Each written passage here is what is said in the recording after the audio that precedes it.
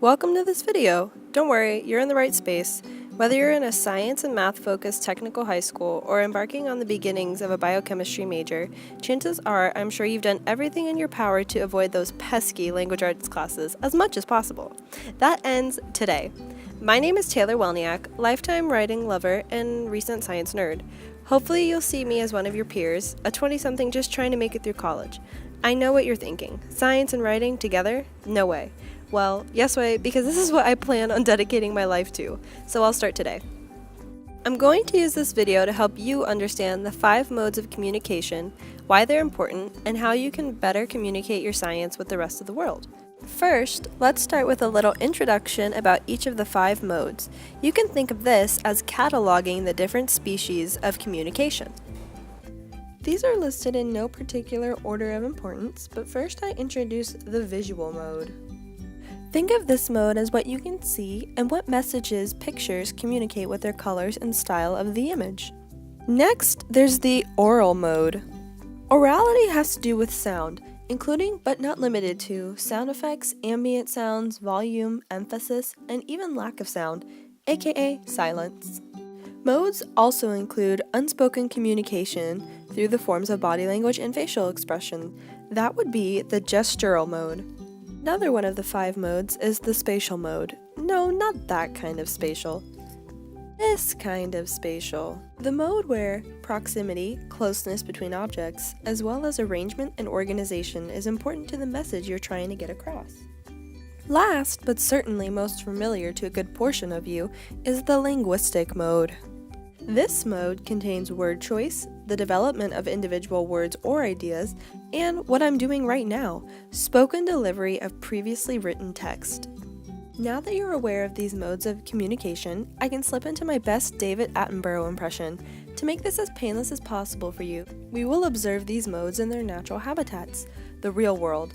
So sit back and enjoy this nature documentary dedicated to the modes of communication.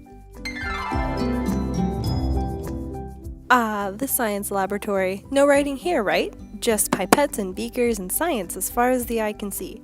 But what good is that science if you can't share it with anyone else? Let's take a moment to look a little further and see what we find in this laboratory environment. Here we see the chemists in their natural habitat, hard at work and collaborating on an experimental procedure. And wait!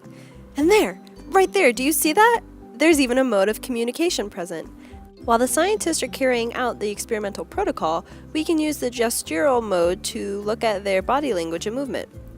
We can tell that the scientists have the in-depth personal knowledge of the subject that leads to their gestural ability to experiment. They can even show the other scientists how to complete the procedure with their body language if a verbal explanation is still unclear.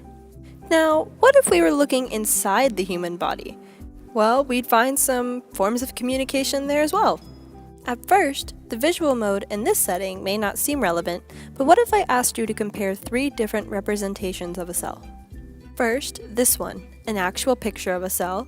Next, a scientific drawing. And finally, if we asked a child to picture a cell. In this specific case, the visual mode is of the utmost importance in communication. The first 2 pieces are trying to communicate the same thing, a neuron, aka a brain cell. However, without clear directions, the visual representations can take the form of what the creator thinks is the most accurate representation of the term. Alright, how about the competition for survival between these 2 scientific posters? Which one of these do you think won the game of survival or was the most fit? Now, it is a bit of a stretch to use this term, but in terms of natural selection, the one on the right is the most fit because it survived to maturity and was actually printed. The main question is, why?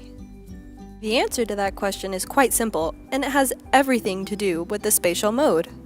The one on the right has more pictures, the layout of the text has been skimmed down, as well as broken into bullet points for easier reading. Plus, the organization or flow of the poster improved from the original on the left to the more developed and more coherent flow on the right. Because when you only have 1 to 2 minutes to present a poster presentation, proper use of the spatial mode can make all the difference. The oral mode often gets the least amount of attention. It is so stealth, so unassuming, even the most observant scientists can often overlook the oral mode.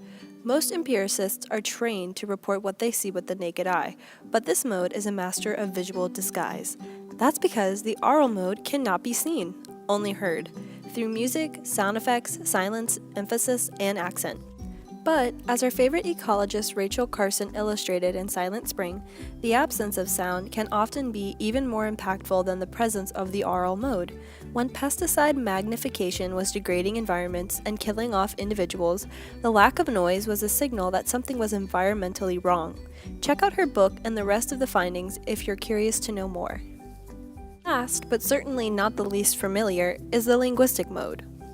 Compare these two headlines about the Zika virus, one from the peer-reviewed Journal of Science and another from a newspaper article. They talk about the same virus, but the words they used can influence unspoken messages. The Journal of Science presents their findings clearly and concisely, while the newspaper article talks about the virus, but uses emotional language like beefing up and battle plan to arise a different feeling in the newspaper audience compared to the scientists who would read the journal. If you take one thing away from this video, remember the golden rule of science. It doesn't care what you believe. Science is in the business of facts, and scientists have a responsibility to understand the words they're using. Be sure to consider the linguistic mode when communicating objective and unbiased scientific messages. And that about wraps up this video. Thank you so much for watching. If you want to learn more about modes, you can read What Are Multimodal Projects? By watching this video, you should have a clearer understanding of why the modes of communication are applicable to other majors outside of composition. I hope this video was helpful, and if you have any other questions, please leave them in the comments below.